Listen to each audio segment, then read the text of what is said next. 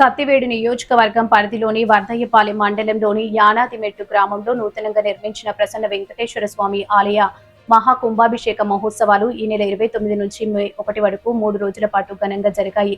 29న విశ్వక్సేన పూజ, గణపతి పూజతో మొదలై వాసుదేవ పుణ్యవచనం, ఆలయ శుద్ధి, రక్షాబంధనం, వాస్తు శాంతి, యాగశాల ప్రవేశం, అఖండ దీపారాధన, కలశ స్థాపన, మొదటి కాల హోమం, పూర్ణాహుతి, 30న రెండవ కాల హోమం, సుదర్శన పంచసూక్త హోమం, నూతన విగ్రహ గ్రామ పర్యవేక్షణ జరగనుంది. మే 1న 4వ కాల హోమం, మూలమూర్తి హోమం, అష్టబంధన సమర్పణ, 108 రకాల హోమ ద్రవ్యాలతో పూర్ణాహుతి, మహాకుంభాభిషేకం, ప్రాణ ప్రతిష్ఠ, గోపూజ, గోదార్శనం జరగనున్నట్లు ఆలయ అర్చకులు తెలిపారు.